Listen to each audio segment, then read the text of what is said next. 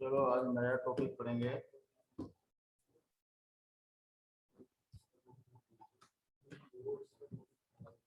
Semiconductor end devices. सुनो रे सुनो, नो टॉक्स। तुम्हारी रिकॉर्डिंग नहीं भेजनी। सुनो सुनो ध्यान से। सेमीकंडक्टर एंड डिवाइसेस बहुत प्यारा टॉपिक है फालतू का। सेमीकंडक्टर्स एंड डिवाइसेस, ठीक है। 3 क्वेश्चन पढ़ के, और भी 4 मान लो, नीट में तो 4 भी आ जाते हैं, जेई में 2-3 क्वेश्चन पक्का आता है, ठीक है। आवाज कम आ रही है, ऐसे क्या बोलता है यार, मैं तो बहुत तेज तेज बोल रहा हूँ। एक मिनट रुक जाओ, फिर चेक कर लेता हूँ मैं ब्लूटूथ।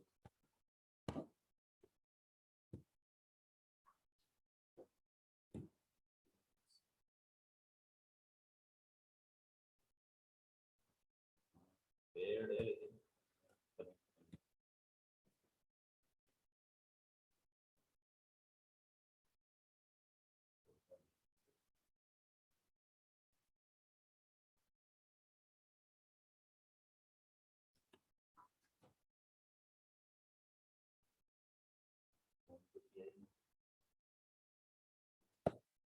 परेड देख आगे की आवाज अब बढ़िया है अब तो।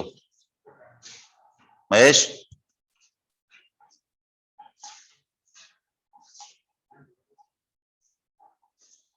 चल ओके ओके। सुनो ध्यान से, सेमीकंडक्टर एंड डिवाइसेज बहुत अच्छा टॉपिक है, बड़े काम का है और ये एम ही याद हो जाएगा बैठे बैठे तुम्हें, ठीक है। ध्यान से सुनो, बस कहानी है, पूरी कहानी सुनाऊंगा, कहानी ध्यान से सुन लोगे तुम्हारा काम हो जाएगा, ठीक है। करंट इलेक्ट्रिसिटी में अपन ने जो बात की थी केवल कंडक्टर्स की बात की थी, ठीक, वो भी जरूरी है ना, ठीक है। करंट इलेक्ट्रिसिटी में केवल कंडक्टर्स की बात की थी, वहां भी मैंने थोड़ा आइडिया दिया था तुम्हें कि सेमीकंडक्टर क्या होते हैं, इंसुलेटर क्या होता है, ठीक।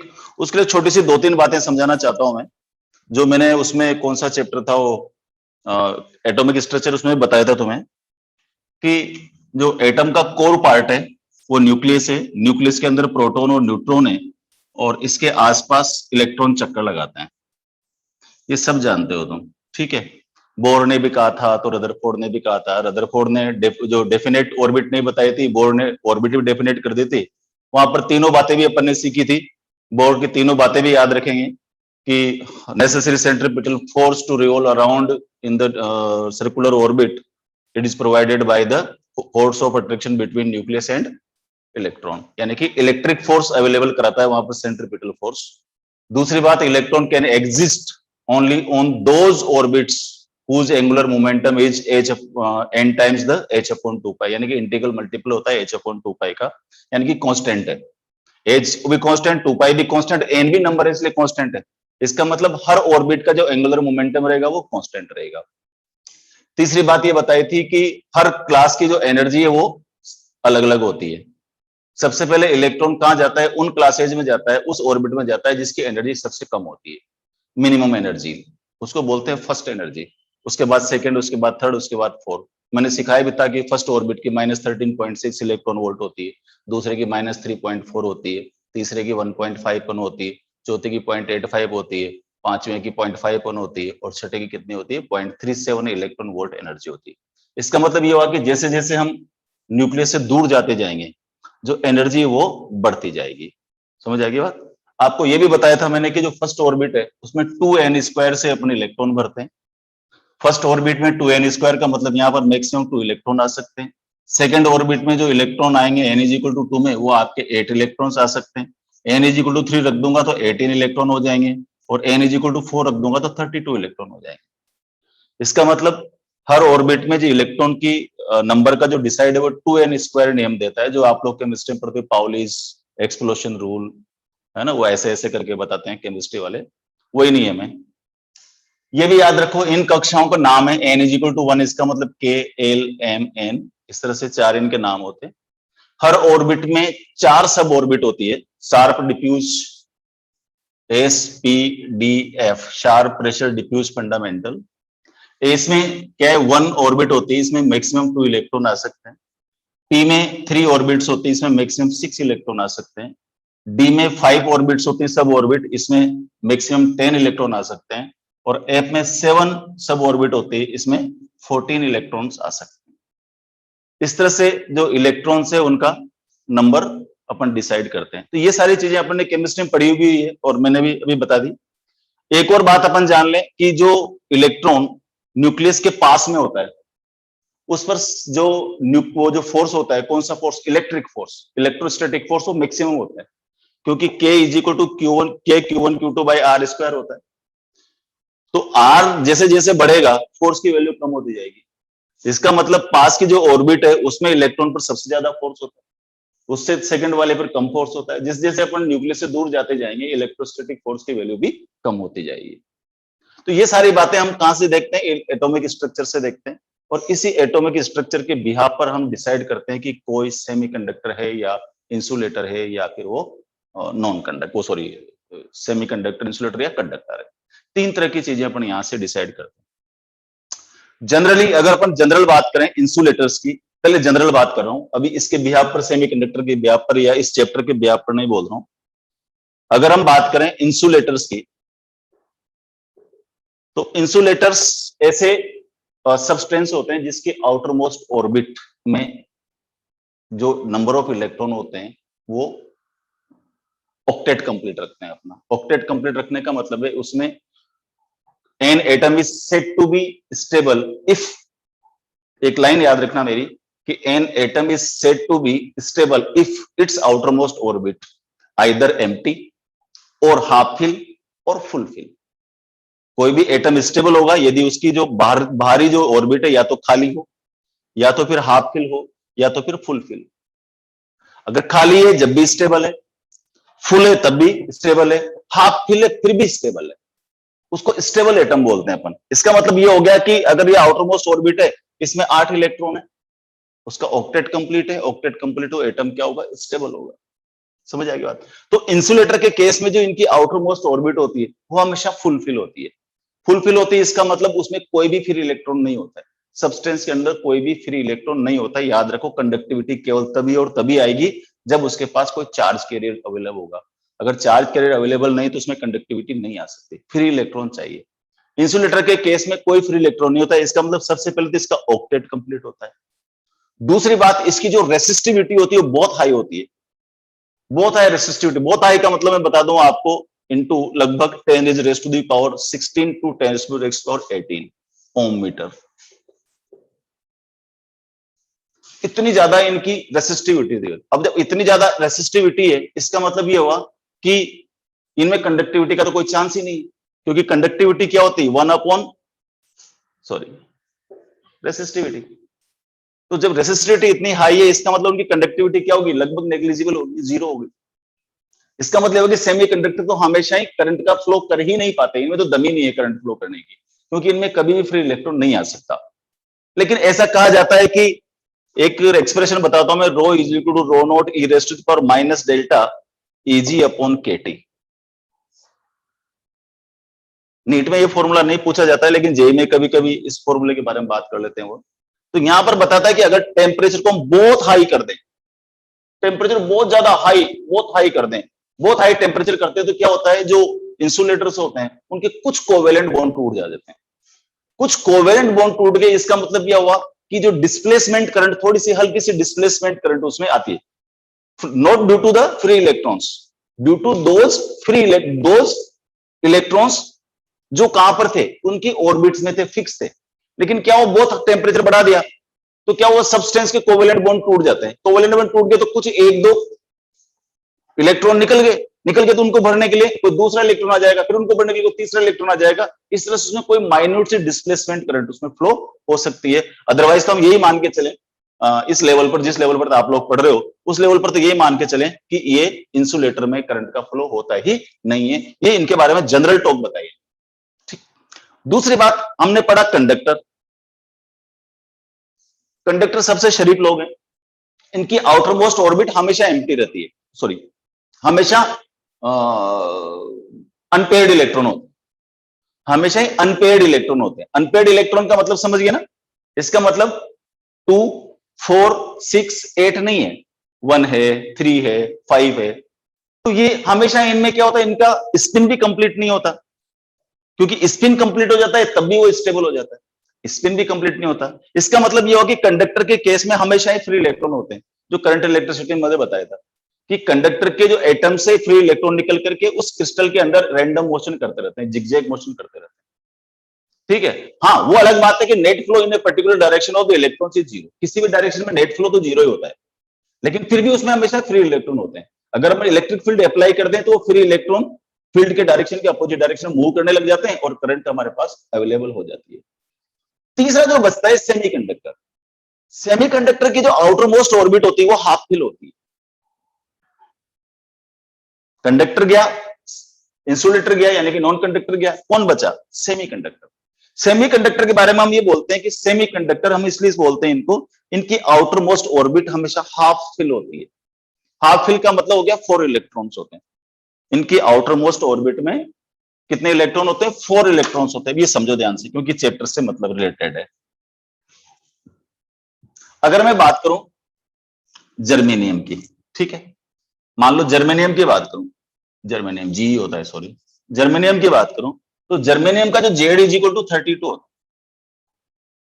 जर्मेनियम का जेड क्या होता है? 32। 32 का मतलब क्या हो गया? देख, 1s2, 2s2, 2p6, 3s2, 3p6, 3d10, 4s2, 4p2। आप यहां उस पर मत जाना, जो तुम्हारा इलेक्ट्रॉन भरने का जो क्रम है उसमें पहले 4s में जाता है, 3d में जाता है, वो केमिस्ट्री वालों की फालतू बातें, उससे हमें कोई लेना देना नहीं है।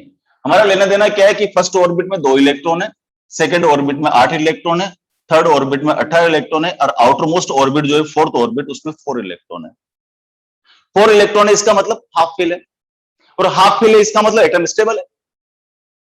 हाफ फिल है इसका मतलब क्या है? एटम स्टेबल है। तो ये कहा जाता है कि 8 एब्सोल्यूट जीरो। कहां पर?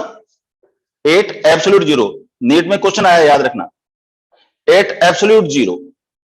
All semiconductors behaves like the insulators.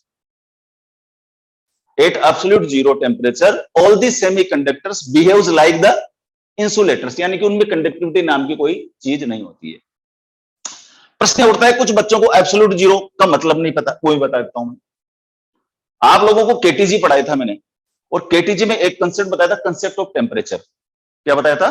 Concept of temperature. Concept of temperature में मैंने बोला था कि CRMS proportional to root of T. CRMS का मतलब root mean square velocity of the molecules is directly proportional to square root of the absolute temperature. कौन सा temperature? Absolute temperature, directly proportional. इसका मतलब है कि अगर मैं टेम्परेचर इंक्रीज करूंगा तो CRMS बढ़ेगा, टेम्परेचर डिक्रीज करूंगा तो CRMS कम होगा। अगर मैं टेम्परेचर को जीरो कर दूंगा तो CRMS क्या होगा? Zero. Root mean square velocity zero की, इसका मतलब मॉलिक्यूल्स की जो एनर्जी वो भी जीरो। जब मॉलिक्यूल्स की एनर्जी जीरो होगी, इसका मतलब उनकी मॉलिक्यूलर मोशन स्टॉप हो गई। जब मॉलिक्यूलर मोशन ही स्टॉप हो गई तो इसका मतलब उनमें कोई भी मूवमेंट नहीं है। इसका मतलब अगर सेमीकंडक्टर्स हैं, all the semiconductors at absolute zero temperature behaves like the insulator. समझ आएगी बात? इसका मतलब जो टेम्परेचर है जीरो, वहां पर तो सभी सेमीकंडक्टर किसकी तरह बिहेव करेंगे? इंसुलेटर की तरह बिहेव करेंगे, ठीक है। इसका मतलब जर्मेनियम भी किसकी तरह बिहेव कर रहा है? अभी इंसुलेटर की तरह बिहेव कर रहा है। एक और बात समझो, एक और बात समझो, ध्यान से देखो। इस जर्मेनियम की आउटर मोस्ट ऑर्बिट जो दिख रही है अपन को, इस आउटर मोस्ट ऑर्बिट में 4 इलेक्ट्रॉन्स हैं। ये जर्मेनियम क्या करता है? अपने पड़ोसी 4 जर्मेनियम एटम के साथ में कोवेलेंट बॉन्ड बना लेता है। कोवेलेंट बॉन्ड बना लिया, ये फिर 4 के साथ, ये फिर 4 के साथ, ये फिर 4 के साथ, ये फिर 4 के साथ। तो हर जर्मेनियम क्रिस्टल अपने पड़ोसियों के साथ में कोवेलेंट बॉन्ड बनाता है। अब देख, इस जर्मेनियम पे 8 इलेक्ट्रॉन हो गए, इस तरह से इसके भी 8 हो जाएंगे, इसके भी 8 हो जाएंगे, इसके भी 8 हो जाएंगे, इसके भी 8 हो जाएंगे। तो क्रिस्टल में फ्री इलेक्ट्रॉन नाम की कोई चीज नहीं है। हर एटम का अपना ऑक्टेट कंप्लीट हो गया, हर एटम का अपना ऑक्टेट कंप्लीट हो गया। इसका मतलब किसकी तरफ बिहेव करेगा? ये इंसुलेटर की तरफ बिहेव करेगा। अगर मैं सिलिकॉन की बात करूं, सिलिकॉन का जेड जो होता है 14 होता है। सिलिकॉन का जेड 14 है, इसका मतलब क्या हो गया? 1s2, 2s2, 2p6, 3s2, 3p2। देख, 8, 2 10 और 4 14। सिलिकॉन की आउटर मोस्ट ऑर्बिट में 4 इलेक्ट्रॉन है, ऑक्टेट भी कंप्लीट है, स्पिन भी कंप्लीट है। इसका मतलब सिलिकॉन जो एटम है वो भी क्या है, स्टेबल है। ये सिलिकॉन भी क्या करेगा, अपने 4 पड़ोसी सिलिकॉन के साथ में अपने कोवेलेंट बॉन्ड बना लेगा। कोवेलेंट बॉन्ड बना लेगा तो हर एटम की आउटर मोस्ट ऑर्बिट में कितने इलेक्ट्रॉन होंगे, 8 इलेक्ट्रॉन होंगे। 8 इलेक्ट्रॉन होंगे, ऑक्टेट कंप्लीट है। ऑक्टेट कंप्लीट है, इसका मतलब क्या हुआ कि वो स्टेबल है, उसमें कोई भी कंडक्टिविटी नहीं हो सकती। क्लियर होगी बात? चलो एक चीज और आगे समझते हैं। 2 बातें होगी, तीसरी बात और समझो। आपको ये पता है कि जो इनकी एनर्जी होती है, एनर्जी हर एटम की ऑर्बिट की एनर्जी अलग अलग होती है। अगर मैं ये ग्राफ बनाऊं यहां पर, या बोलो भाई एनर्जी देख, ये फर्स्ट ऑर्बिट n = 1, इसकी अपनी एनर्जी है, ठीक है। दूसरी ऑर्बिट की अपनी एनर्जी है, तीसरी ऑर्बिट की अपनी एनर्जी है, n = 2, n = 3। यानी कि फर्स्ट ऑर्बिट, इसमें मैक्सिमम कितने इलेक्ट्रॉन है, 2 इलेक्ट्रॉन इस एनर्जी लेवल में रह सकते हैं, 8 इलेक्ट्रॉन इस एनर्जी लेवल में रह सकते हैं। इसमें डिपेंड करता है बचे हुए इलेक्ट्रॉन। अब बचे हुए इलेक्ट्रॉन अगर उनका ऑक्टेट कंप्लीट है या हाफ फिल है या फुल फिल है तो वो स्टेबल है, फुल फिल नहीं है तो वो क्या है, आराम से घूमता रहेगा। एक और बात समझो,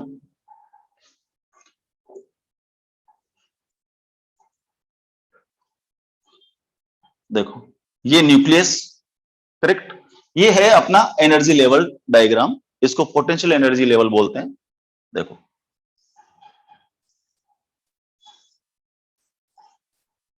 देखो ये n = 1, इसको k बोलेंगे, ठीक है। ये हो गया एस पी डी एफ, ठीक है। अब इसमें केवल एस में 2 इलेक्ट्रॉन होते हैं, पीडीएफ इसके खाली रहते हैं, क्योंकि फर्स्ट में मैक्सिमम 2 इलेक्ट्रॉन आ सकते हैं, 2 से ज्यादा इलेक्ट्रॉन आ ही नहीं सकते। तो इसका एस, जिसका पीडीएफ खाली रहता है, या बोल दो होता ही नहीं। अगर मैं n = 2 में जाऊं, देख n = 2 एल में जाऊं तो यहां हो गए 2, एस में पी डी, देखो यहां पर कितने हो गए, 1 2 3, 1 2 3, 8 इलेक्ट्रॉन हो गए, 2 एस में और 6 किस में हो गए, पी में। डी में चलो जर्मेनियम का बना रहा हूं, n = 3, m देखो एस में 2, पी में कितने हो गए, 6, डी में कितने, 1 2 3 4 5, 1 2 3 4 5, 10 इलेक्ट्रॉन, और एफ क्या है इसका, खाली। फोर्थ में जाओ, 4 में एस में 2 इलेक्ट्रॉन है और पी में भी 2 इलेक्ट्रॉन है। ये बड़े काम का है हमारे। लेकिन ये कहानी तो तब है जब एक एटम है, ये कब एप्लीकेबल है, जब केवल एक एटम है। एक एटम का मैंने एनर्जी लेवल डायग्राम बनाया, लेकिन क्रिस्टल में एक एटम थोड़ी होता है, क्रिस्टल में तो बहुत सारे एटम होते हैं। तो जब 2 एटम पास में आते हैं, जब 2 एटम पास में क्या होती है, एनर्जी वाल जो होती है, एक एटम ये दूसरा एटम है, तो क्या होगा, एनर्जी वाल क्या होगी, डिक्रीज हो जाएगी। एनर्जी वाल डिक्रीज होने का मतलब ऐसा नहीं कि वो घट बढ़ जाती है, इसका मतलब ये हुआ कि इसमें जो 2 इलेक्ट्रॉन है और इसमें जो 2 इलेक्ट्रॉन है वो आराम से सेम कक्षा में घूम सकते हैं, सेम ऑर्बिट में घूम सकते हैं। जैसे मान लो ये जर्मेनियम, ये इसके 2 इलेक्ट्रॉन घूम रहे थे, पहले तो इसमें घूम रहे थे, जैसे ही कोई दूसरा जर्मेनियम यहां पर आ गया तो क्या होगा, ये इलेक्ट्रॉन ऐसे घूमने लग जाएगा, दूसरा इलेक्ट्रॉन इसमें घूमने लग जाएगा, कोई दूसरा इलेक्ट्रॉन यहां जो जर्मेनियम है उसके साथ घूमने लग जाएगा। इस तरह से जैसे वो पास आएंगे तो अब क्या हुआ, इसके जो एनर्जी लेवल थे आउटर मोस्ट ऑर्बिट के और इसके जो एनर्जी लेवल थे आउटर मोस्ट ऑर्बिट के, वो ओवरलैप कर जाएंगे।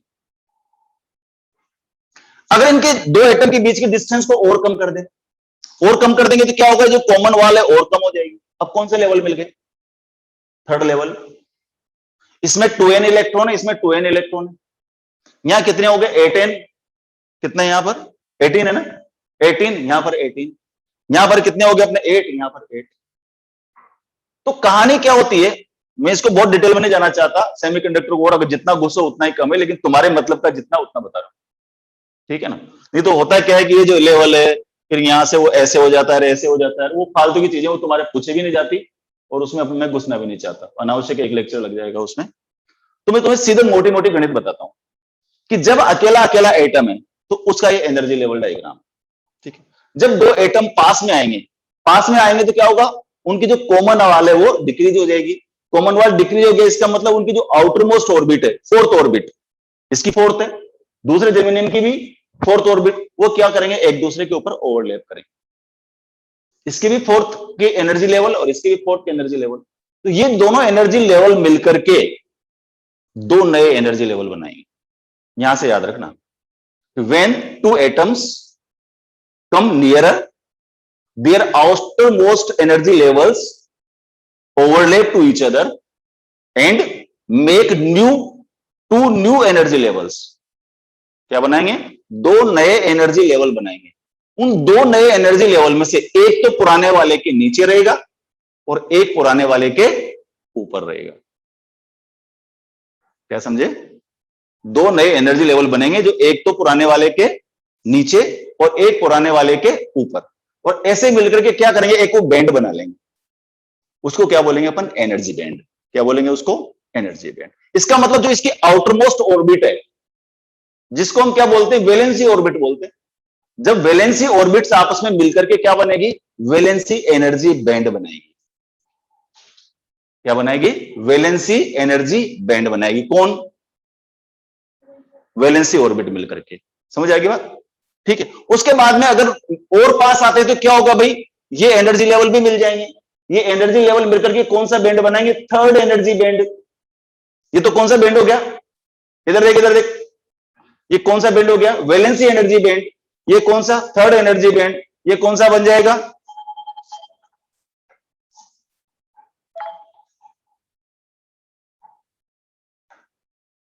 ये कौन सा बन जाएगा, सेकंड एनर्जी बैंड। ये कौन सा बन जाएगा, फर्स्ट एनर्जी बैंड। इस तरह से हर ऑर्बिट के कोरस्पॉन्डिंग एनर्जी बैंड मिलेगा। जब क्रिस्टल बनता है तो एटम पास आते हैं तो क्या होता है, उनके एनर्जी लेवल्स मिलकर के दो नए एनर्जी लेवल बनाते हैं। उन दो एनर्जी लेवल में से एक तो पुराने वाले के नीचे रहता है और एक पुराने वाले के ऊपर रहता है, ठीक है। उस स्ट्रक्चर को क्या बोलते हैं अपन, एनर्जी बैंड बोलते हैं। तो वैलेंसी जो ऑर्बिट है उससे कोरस्पॉन्डिंग वैलेंसी एनर्जी बैंड होता है, उसके नीचे वाले के अंदर थर्ड एनर्जी बैंड होता है, उसके नीचे वाले के अंदर, ऐसे करके एनर्जी बैंड बनते जाते हैं। समझ आएगी बात, ठीक है भाई। तो इनको बोलते हैं अपन एनर्जी बैंड्स इन सॉलिड। तो सबसे पहला क्वेश्चन जो बनता है, what are energy bands in solids. तो what are energy bands in solids का हमारे पास जवाब क्या हो गया, क्या जवाब हो गया कि जो हर क्रिस्टल होता है, क्रिस्टल में क्योंकि एटम पास पास होते हैं तो उनके आउटर मोस्ट ऑर्बिट्स मिलकर के नए ऑर्बिट्स बनाते हैं, मतलब नए एनर्जी लेवल बनाते हैं। नए एनर्जी लेवल में से एक तो पुराने वाले के ऊपर होता है, एक पुराने वाले के नीचे होता है। उस स्ट्रक्चर को हम क्या बोलते हैं, एनर्जी बैंड बोलते हैं। जो आउटर मोस्ट ऑर्बिट, उसको क्योंकि अपन वैलेंसी ऑर्बिट बोलते हैं, तो वैलेंसी ऑर्बिट के कोरस्पॉन्डिंग वैलेंसी एनर्जी बैंड पाया जाता है। This is the fact. चलो भाई आगे सीखते हैं। तो ये तो आंसर हो हमारे कि what are the energy bands in solids.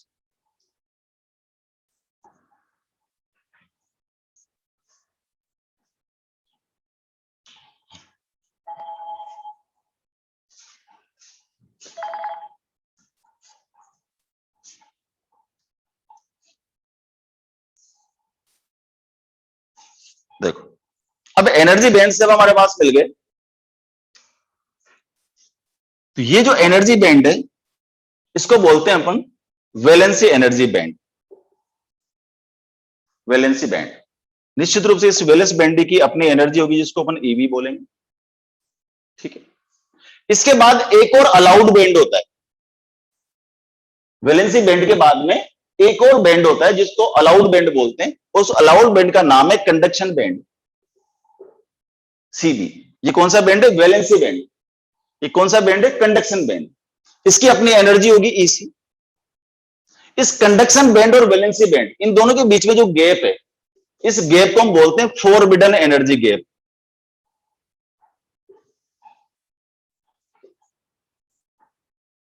किस किस के बीच का, कंडक्शन बैंड और वैलेंसी बैंड, इन दोनों के बीच का जो एनर्जी गैप हो, ये भी एनर्जी लेवल है, ये भी एनर्जी लेवल है, ये भी एनर्जी बैंड है, ये भी एनर्जी बैंड है। तो इन दोनों की अलग अलग एनर्जी होगी। निश्चित रूप से इसकी एनर्जी कम होगी, इसकी एनर्जी ज्यादा होगी। क्योंकि जैसे जैसे अपन न्यूक्लियस से ऊपर जाते जाते हैं एनर्जी बढ़ती जाती है, तो इसकी एनर्जी कम है, इसकी एनर्जी ज्यादा है। तो ये ईसी, ये ईवी, तो इन दोनों का जो डिफरेंस है energy of the conduction band और एनर्जी ऑफ वैलेंसी बैंड, इन दोनों के बीच का जो डिफरेंस है इसको क्या बोलेंगे? Forbidden energy gap. फोरबिड का मतलब इंग्लिश में होता है मना करना।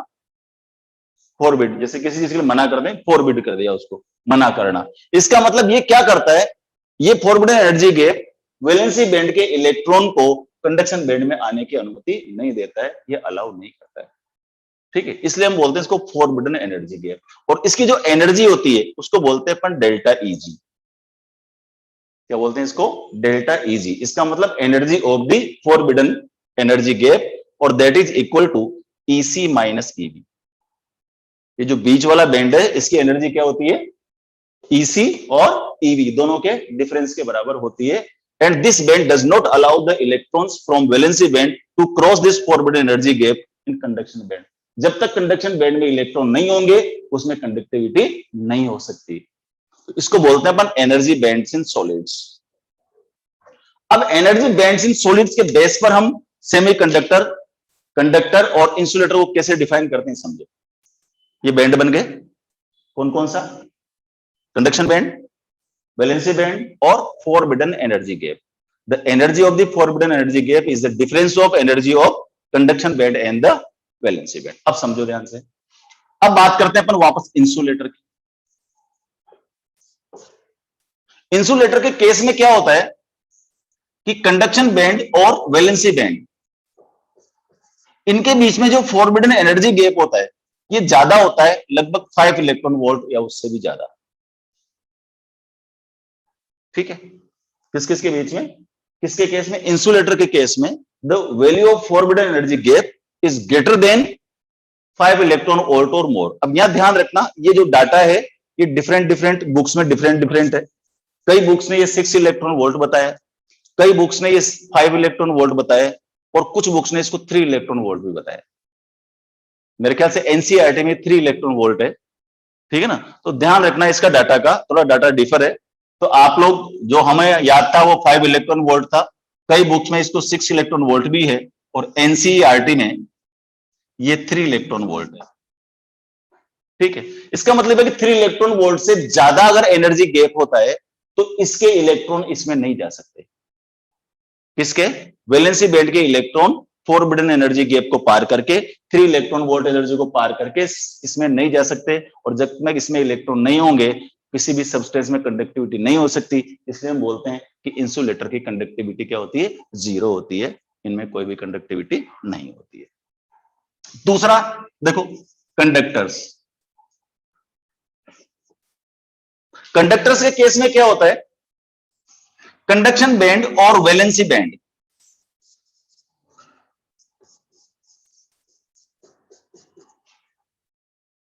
मिले होते हैं, ओवरलैप करते हैं।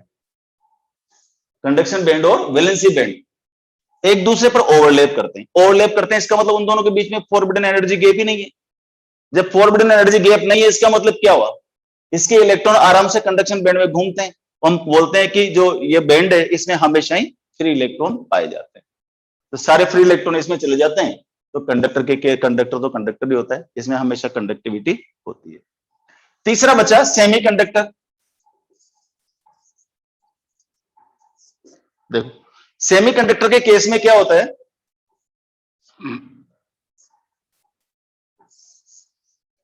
वैलेंसी बैंड और कंडक्शन बैंड, इनके बीच में फोरबिडन एनर्जी गैप तो होता है, लेकिन इसकी जो वैल्यू होती है वो 1.1 इलेक्ट्रॉन वोल्ट से कम होती है, या 1 इलेक्ट्रॉन वोल्ट के ऑर्डर की होती है, यूं भी बोल सकते हैं 1 इलेक्ट्रॉन वोल्ट के ऑर्डर की होती है। जैसे जर्मेनियम है, जर्मेनियम के लिए 0.73 होती है, सिलिकॉन के लिए 1.1 इलेक्ट्रॉन वोल्ट की। डाटा भी आ सकता है, ध्यान रखना। जर्मेनियम के लिए जो वैल्यू होती है कितनी होती है? 0.73 इलेक्ट्रॉन वोल्ट, और सिलिकॉन के लिए 1.1 इलेक्ट्रॉन वोल्ट। इसका मतलब ये हुआ कि 8 एब्सोल्यूट 0 न तो इसमें कंडक्टिविटी नहीं होती है, क्योंकि ये एनर्जी भी सफिशिएंट है जो इससे इलेक्ट्रॉन को यहां जाने के लिए रोकती है। इसका मतलब ये हुआ कि अगर हमें वैलेंसी बैंड से कंडक्शन बैंड में सेमीकंडक्टर में इलेक्ट्रॉन को पहुंचाना है तो क्या करना पड़ेगा, टेम्परेचर को इंक्रीज करना पड़ेगा। लेकिन चूंकि जर्मेनियम जो है और सिलिकॉन है, इनकी एनर्जी लगभग 1 इलेक्ट्रॉन वोल्ट या उससे भी कम है, तो इनमें क्या होता है, कुछ एक इलेक्ट्रॉन, कुछ 1 2 4 इलेक्ट्रॉन क्या करते हैं, इस गैप को पार करके कंडक्शन बैंड में चले जाते हैं, जब इसको हम रूम टेम्परेचर पर लाते हैं। जीरो पर नहीं, एब्सोल्यूट जीरो पर तो ये गैप बरकरार रहता है, इससे भी ज्यादा रहता है, तो कोई भी इलेक्ट्रॉन यहां से यहां नहीं जा सकता। लेकिन जैसे ही उसको कहां लाएंगे अपन, रूम टेम्परेचर पर लाएंगे। रूम टेम्परेचर का मतलब 27 डिग्री 25 डिग्री सेल्सियस पर लाएंगे, तो क्या होता है, इनको कुछ इलेक्ट्रॉन को थर्मल एनर्जी मिल जाती है, और इस थर्मल एनर्जी के कारण ये डेल्टा Eg को पार करके और कहां चले जाते हैं, पर कंडक्शन बैंड में चले जाते हैं। और जब ये कंडक्शन बैंड में चले जाएंगे तो इसमें स्लाइटली कंडक्टिविटी आ जाती है, और इस तरह के जो सेमीकंडक्टर्स हैं उनको बोलते हैं इंट्रिंसिक सेमीकंडक्टर्स। इसका मतलब सेमीकंडक्टर कितने तरह के हो गए, 2 तरह के। एक होते हैं इंट्रिंसिक सेमीकंडक्टर और दूसरे हैं एक्सट्रिंसिक सेमीकंडक्टर। यहां तक की कहानी समझ में आ गई। पहला क्या सिखाया मैंने, what are energy bands in solids, पहला। दूसरा, distinguish between conductor, semiconductor, insulator on the behalf of the energy band theory. तो एनर्जी बैंड थ्योरी के हिसाब से अपन इन तीनों को अलग अलग कर सकते हैं। ये सारा डाटा आप लोगों को याद होना चाहिए, ठीक है, 1 2 बार पढ़ेंगे याद हो जाएंगे, कोई टफ नहीं है। उसके बाद आते हैं कि सेमीकंडक्टर कितने तरह के होते हैं।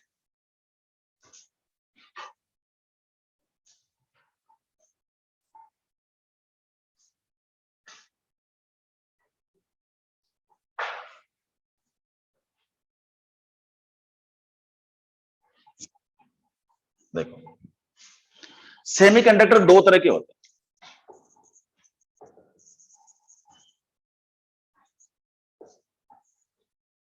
एक होता है एक्सट्रिंसिक और एक होता है इंट्रिंसिक। इंट्रिंसिक सेमीकंडक्टर और एक्सट्रिंसिक सेमीकंडक्टर। इंट्रिंसिक सेमीकंडक्टर तो वो होते हैं जो रूम टेम्परेचर पर कंडक्टिविटी शो करते हैं, प्योर स्टेट। प्योर स्टेट के वो सेमीकंडक्टर्स जो रूम टेम्परेचर पर कंडक्टिविटी शो कर रहे हैं उनको बोलते हैं अपन इंट्रिंसिक सेमीकंडक्टर। जैसे अभी मैंने बताया था, जर्मेनियम, सिलिकॉन। और भी होते हैं, गैलियम आर्सेनाइड, इंडियम एंटीमाइड, ये उसमें कौन सी फॉर्म बोलते हैं इसको अपन, कंपाउंड फॉर्म में, ठीक है ना। और भी होते हैं 2 3, वो डाटा है वो याद करना पड़ेगा, मैं थ्योरी में दे दूंगा तुम्हें। लेकिन प्योर स्टेट में जो सेमीकंडक्टर रहेंगे ये तो कंपाउंड फॉर्म में, इनको नहीं बोल सकते अपन। प्योर स्टेट में जो सेमीकंडक्टर होंगे इंट्रिंसिक, वो क्या होंगे, जर्मेनियम और सिलिकॉन, ठीक है। अब इनका स्टेट समझते हैं अपन कि इंट्रिंसिक सेमीकंडक्टर में कंडक्टिविटी कैसे होती है। अभी मैंने बताया था कि मान लो जर्मेनियम है,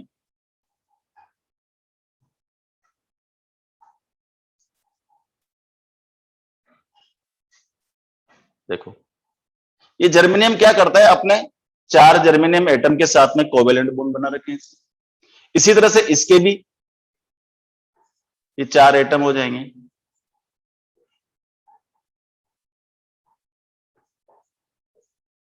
ठीक है। हर इसके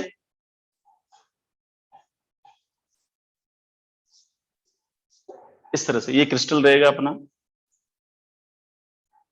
ये सब इलेक्ट्रॉन्स हैं। इसका मतलब हर जर्मेनियम एटम के पास में 8 इलेक्ट्रॉन है। ये स्थिति कब है, 0 पर, एब्सोल्यूट 0 पर। एब्सोल्यूट 0 पर ये अभी जो क्रिस्टल है ये बिल्कुल इंसुलेटर की तरफ बिहेव कर रहा है। लेकिन जब ये रूम टेम्परेचर पर आएगा, देखो ध्यान से, जब ये रूम टेम्परेचर आएगा तो क्या होगा, यहां का एक जर्मेनियम एटम का यहां इलेक्ट्रॉन बाहर निकल गया। इसका मतलब इसने कोवेलेंट बॉन्ड तोड़ दिया। जैसे ये अपना कोवेलेंट बॉन्ड तोड़ेगा, क्या होगा, कोई दूसरा जर्मेनियम एटम, कोई भी दूसरा जर्मेनियम एटम क्या करेगा, अपना एक इलेक्ट्रॉन यहां से निकालेगा और उस इलेक्ट्रॉन को इसमें डाल देगा। अब इसकी जगह खाली हो गई, तो ये जो खाली जगह होती है इसको बोलते हैं अपन होल। जो इलेक्ट्रॉन निकल गया तो जगह खाली हो गई ना, उस खाली जगह को क्या बोलते हैं अपन होल। एक चीज अपन और देख रहे हैं कि एक इलेक्ट्रॉन निकलेगा तो एक होल क्रिएट हो जाएगा। अब रूम टेम्परेचर पर एक इलेक्ट्रॉन थोड़ी निकलेगा। जैसे क्रिस्टल को अपन लाए, जैसे क्रिस्टल को रूम टेम्परेचर लाएंगे, उसके thousands of electrons will break the covalent bond, तो जो थाउजेंड्स ऑफ इलेक्ट्रॉन बाहर आ गए उनकी जगह थाउजेंड्स ऑफ होल क्रिएट हो गए। तो इसका मतलब हुआ कि अगर मान लो n इलेक्ट्रॉन है तो n ही होल क्रिएट हो जाएंगे, Ne लिख देता हूं। तो ये फैक्ट हमें मिल गया कि जितने इलेक्ट्रॉन कोवेलेंट बॉन्ड तोड़ेंगे उतने को उतने होल क्रिएट हो जाएंगे। अब इन इलेक्ट्रॉन्स की जगह को भरने के लिए क्या करेंगे, दूसरे जो जर्मेनियम एटम है अपने इलेक्ट्रॉन देंगे, उनकी जगह होल क्रिएट हो जाएंगे। ये प्रक्रिया लगातार चलती रहती है। अब अगर मान लो इस क्रिस्टल को मैं इलेक्ट्रिक फील्ड से कनेक्ट कर दूं, ध्यान से समझना, अब इस क्रिस्टल को अगर मैं बैटरी लगा करके इलेक्ट्रिक फील्ड से कनेक्ट कर देता हूं माइनस ये प्लस, क्या होगा, इसमें जो सारे फ्री इलेक्ट्रॉन्स थे ये किधर दौड़ेंगे, पॉजिटिव टर्मिनल की तरफ, ठीक है, और होल किधर जाएंगे, नेगेटिव टर्मिनल की तरफ। हालांकि होल कहीं नहीं जाते, इधर के इलेक्ट्रॉन उन होल को भरने लग जाते हैं। तो इसका मतलब क्या हुआ, दो करंट हो गई। एक करंट तो किसके कारण, इलेक्ट्रॉन के कारण, और दूसरी करंट किसके कारण होगी, होल के कारण। तो इसमें जो टोटल करंट होती है इंट्रिंसिक सेमीकंडक्टर में वो होती है IE प्लस IH, मतलब जो टोटल करंट होगी इलेक्ट्रॉन और होल दोनों के कारण होगी। और ये आप याद रखें कि number of electron is equal to number of hole. इसका मतलब टोटल जो, अगर मैं इंट्रिंसिक सेमीकंडक्टर के चार्ज कैरियर मानूं तो किसके बराबर हो गए, Ne इंटू NH। तो क्या Ni square is equal to Ne into NH लिख सकता हूं, करेक्ट। तो ये टोटल करंट इसके कारण होती है। ये कौन सा सेमीकंडक्टर है, इंट्रिंसिक सेमीकंडक्टर। इसका मतलब ये हुआ कि जो कंडक्टर होता है उसमें जो करंट का फ्लो होता है वो केवल और केवल फ्री इलेक्ट्रॉन्स के कारण होता है, समझना है यहां पर ध्यान से। और सेमीकंडक्टर में जो करंट का फ्लो होता है वो इलेक्ट्रॉन के कारण भी होता है और उतनी की उतनी करंट होल के कारण भी होती है। एक और बात समझना, मैंने आपको बताया था कि RT is equal to R0 1 plus alpha T current electricity में, कि टेम्परेचर बढ़ाने से रेसिस्टेंस इंक्रीज होता है। टेम्परेचर बढ़ाने से रेसिस्टेंस इंक्रीज होता है, किसके केस में, कंडक्टर के केस में। लेकिन यहां देखो, टेम्परेचर बढ़ाने से तो कोवेलेंट बॉन्ड टूट रहे हैं, कोवेलेंट बॉन्ड टूट रहे हैं, इसका मतलब नंबर ऑफ फ्री इलेक्ट्रॉन और नंबर ऑफ होल बढ़ रहे हैं। इसका मतलब इसकी कंडक्टिविटी बढ़ेगी कम होगी, बढ़ेगी। इसका मतलब टेम्परेचर बढ़ाने से कंडक्टर का रेसिस्टेंस तो बढ़ता है लेकिन सेमीकंडक्टर का रेसिस्टेंस कम होता है। ध्यान रखना, क्वेश्चन आया हुआ है। When temperature increase, the resistivity of the conductors increases, whereas the resistivity of the semiconductor decreases. Temperature बढ़ाने से कंडक्टर का रेसिस्टेंस इंक्रीज होता है जबकि सेमीकंडक्टर का रेसिस्टेंस डिक्रीज होता है। इसका मतलब इंसुलेटर का भी रेसिस्टेंस डिक्रीज होता है। तो यहां पर एक बात और कही जाती है कि जो अल्फा है, अल्फा क्या है, temperature coefficient. Temperature coefficient, conductor के लिए टेम्परेचर कोफिशिएंट पॉजिटिव होता है जबकि सेमीकंडक्टर और इंसुलेटर के लिए टेम्परेचर कोफिशिएंट कैसा होता है, नेगेटिव होता है। यह भी तुम्हारे आया हुआ है। प्लस का मतलब बढ़ेगा, माइनस का मतलब कम होगा। तो टेम्परेचर कोफिशिएंट पॉजिटिव है, इसका मतलब टेम्परेचर बढ़ाने से रेसिस्टेंस बढ़ेगा। टेम्परेचर कोफिशिएंट नेगेटिव, इसका मतलब टेम्परेचर बढ़ाने से रेसिस्टेंस डिक्रीज होगा। इसका मतलब कंडक्टर के केस में अल्फा पॉजिटिव होगा और सेमीकंडक्टर और इंसुलेटर के केस में अल्फा नेगेटिव होगा। तीन बातें क्लियर होगी बात, चलें आगे, ठीक है। तो इसको कौन सा कंडक्टर बोलते हैं अपन, इंट्रिंसिक सेमीकंडक्टर्स। तो intrinsic semiconductors at zero temperature they do not show any conductivity, but when intrinsic semiconductor is brought at the room temperature due to the some thermal energy obtained from the electrons obtained from outside by the electrons, the covalent bonds broken, covalent bond broken इसका मतलब holes और electrons पैदा हो जाते हैं। ये holes और electrons पैदा होने के बाद में अगर इसको हम इलेक्ट्रिक फील्ड में रख दें तो होल्स किधर जाएंगे, नेगेटिव टर्मिनल की तरफ, इलेक्ट्रॉन किधर जाएंगे, पॉजिटिव टर्मिनल की तरफ। इस तरह से इसमें जो टोटल करंट होगी वो इलेक्ट्रॉन और होल दोनों के कारण होगी। Number of electron is equal to number of hole, ये भी बात हमें याद रखनी है। क्लियर होगी बात, कैसे बनते हैं ये समझ आ गया। ये आपकी बात समझ आएगी कि टेम्परेचर बढ़ाने से कंडक्टर का रेसिस्टेंस बढ़ता है और सेमीकंडक्टर और इंसुलेटर का रेसिस्टेंस घटता है। इसका मतलब टेम्परेचर कोफिशिएंट कंडक्टर के लिए पॉजिटिव होता है और टेम्परेचर कोफिशिएंट सेमीकंडक्टर और इंसुलेटर के लिए नेगेटिव होता है। थ्योरेटिकल क्वेश्चन है, अक्सर देखे गए हैं, चाहे वो जेयू चाहे वो, ठीक है। तो ये तो हो गया भाई इंट्रिंसिक सेमीकंडक्टर्स या सिंपल सेमीकंडक्टर्स। फिर आते हैं एक्सट्रिंसिक सेमीकंडक्टर। अब प्रश्न आया कि भाई एक्सट्रिंसिक बनाने की क्या जरूरत, जब हमारे पास पहले से ही अगर सेमीकंडक्टर है, इंट्रिंसिक सेमीकंडक्टर, तो फिर हमें क्या जरूरत पड़ी है एक्सट्रिंसिक सेमीकंडक्टर बनाने की। इसका जवाब सुनो कि at room temperature the conductivity of the intrinsic semiconductor is very low. भाई वहां तो चार्ज कैरियर कहां से आएंगे, केवल टेम्परेचर के कारण आएंगे।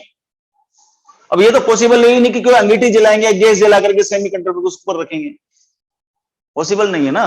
मतलब एक हद से ज्यादा अपन टेम्परेचर नहीं बढ़ा सकते, तो टेम्परेचर बढ़ाने से कंडक्टिविटी बढ़ाना तो ज्यादा पॉसिबल नहीं है। ज्यादा ज्यादा ये करेंगे भाई सेमीकंडक्टर क्रिस्टल लाके इसको रूम टेम्परेचर पर रख दिया, तो इसके अंदर जो कोवेलेंट बॉन्ड वॉन्ड टूटने थे टूट गए, इलेक्ट्रॉन आ गए, होल आ गए, इलेक्ट्रिक फील्ड से जोड़ दिया तो चलने लगे, तो हमारी क्या आ गई वहां पर इलेक्ट्रिसिटी फ्लो हो गई। तो I is equal to I plus I H. अभी इसका भी एनालिसिस बताता हूं मैथमेटिकली कैसे होता है। फिर प्रश्न आया कि भाई एक्सट्रिंसिक सेमीकंडक्टर, तो मैं क्या बोलूंगा कि at room temperature the conductivity of the intrinsic semiconductor is very low. तो to increase the conductivity of the intrinsic semiconductors, extrinsic semiconductors are made. अब फिर एक्सट्रिंसिक भी दो तरीके से, एक होते हैं एन टाइप और दूसरे होते हैं पी टाइप। दो तरह के सेमीकंडक्टर होते हैं, एन टाइप सेमीकंडक्टर और पी टाइप सेमीकंडक्टर, ठीक है। और ये किस लिए बनाए जाते हैं, इंट्रिंसिक की कंडक्टिविटी बढ़ाने के लिए बढ़ाए जाते हैं, करेक्ट है। चलो भाई एन टाइप कैसे बनाते हैं, पी टाइप कैसे बनाते हैं, ये बाद की कहानी है। इससे पहले हमें एक चीज और सीखनी है कि करंट का कैलकुलेशन कैसे करते हैं। इस चैप्टर में 3 जगह न्यूमेरिकल बनता है, एक तो जो मैं बताने जा रहा हूं इसके ऊपर, दूसरा जो बनता है आपका रेक्टिफायर के कुछ है, रेक्टिफायर का नीट में नहीं आता है, केवल जेई में आता है, और तीसरा जो होता है ट्रांजिस्टर के ऊपर, एम्पलीफायर के ऊपर। एम्पलीफायर के ऊपर अल्फा बीटा गामा निकालने का, अल्फा बीटा और वो जो गेन निकालने के समय, तो 3 जगह केवल इसमें न्यूमेरिकल आता है, बाकी जगह थ्योरेटिकल क्वेश्चन से आते हैं, ठीक है। तो हम बात करते हैं, अब देखो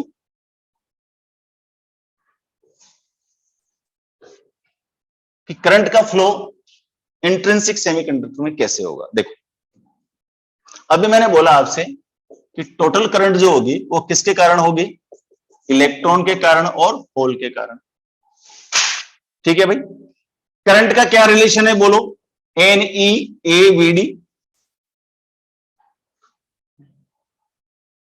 drift velocity, area of cross section, electron का चार्ज और number of free electrons per unit volume, इसको इलेक्ट्रॉन डेंसिटी भी बोलते हैं, ठीक है। तो यहां पर नंबर ऑफ इलेक्ट्रॉन्स, चलो तो ये जो टोटल करंट आएगी देखो I इज इक्वल टू आई ई, आई का मतलब क्या हो गया देखो एन ई चार्ज है, ए एरिया है, और वीडी का मतलब इलेक्ट्रॉन की वेलोसिटी, प्लस आई एच का मतलब नंबर ऑफ होल, ई रहेगा, ए रहेगा, यहां क्या हो जाएगा वी एच।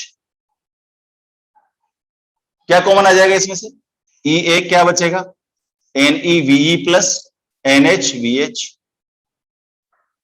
एक बात, ये पहला फॉर्मूला बनता है इसके लिए, ये दूसरा फॉर्मूला बनता है। तीसरा देखो मैंने एक बताया था मोबिलिटी, याद करो ऐसा कुछ बताया होगा कि V D is equal to E by M E tau, याद आया, ठीक है। तो यहां पर ई क्या है, इलेक्ट्रिक फील्ड है, ई इलेक्ट्रॉन का चार्ज है, एम मास है। अगर मैं टी को कांस्टेंट कर दूं, टी क्या है, time of relaxation. Time of relaxation किस पर डिपेंड करता है, टेम्परेचर पर। मैंने बताया था कि tau inversely proportional to T, temperature बढ़ाने से टाइम ऑफ रिलैक्सेशन डिक्रीज होता है, ठीक है। तो अगर मैं टेम्परेचर को ही कांस्टेंट कर दूं तो टो भी कांस्टेंट हो जाएगा। जब टो कांस्टेंट हो गया, ये कांस्टेंट है, ये कांस्टेंट है, ये कांस्टेंट है, इसका मतलब V D proportional to E, drift velocity is directly proportional to the electric field, और इनका जो रेशियो होता है म्यू, वो क्या होता है वीडी बाई ई। तो ई क्या है यहां पर? Electric field.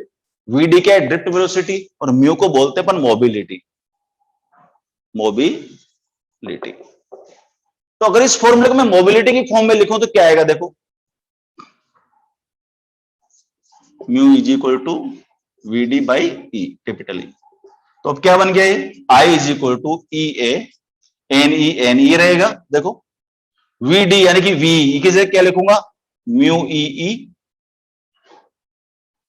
ई यानी कि mobility of electron into electric field, plus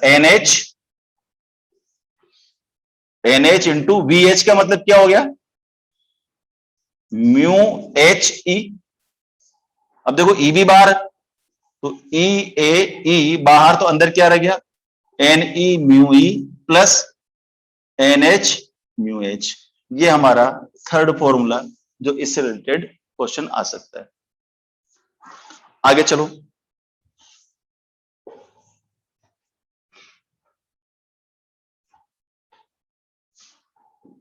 देखो ये आ गया आई, करेक्ट।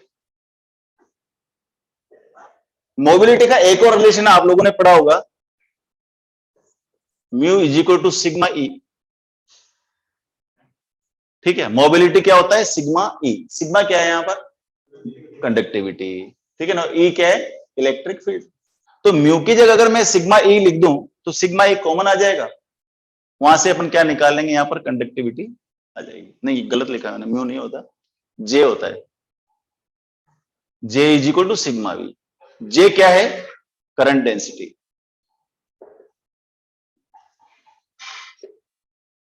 Current density. ठीक है बेटा। तो सिग्मा ई, ई की जगह क्या हो जाएगा? जे बाई ई लिख सकते हैं, करेक्ट है। और क्लियर करूं? चलो इधर आओ, आई बाई ए कर दो यहां पर, ई बाई ए कर दो यहां पर, N E mu E plus N H mu H. देखना ध्यान से, ये क्या हो गया?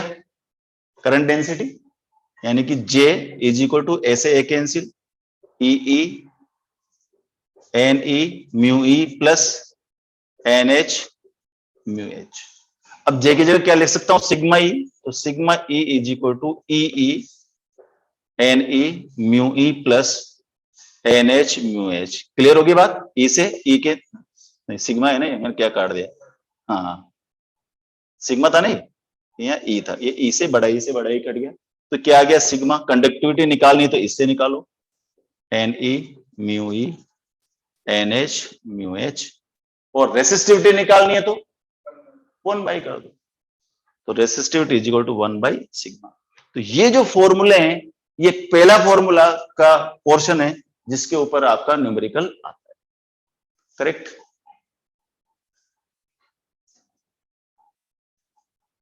ठीक है, तो ये वाला पोर्शन आज आपको करना है। ये 3 लेक्चर लगेंगे इसमें।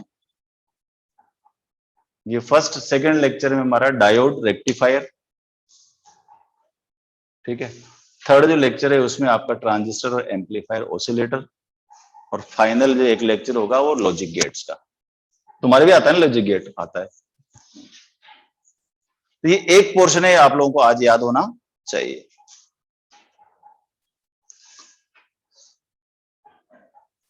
इसकी थियोरी में बेचता हूं, क्योंकि ये इसमें से नहीं होगा कुछ भी। इसकी थियोरी में बेचता हूं, तो जो मैंने पढ़ाया वहां तक की थियोरी आप लोग पढ़ करके उससे रिलेटेड प्रॉब्लम्स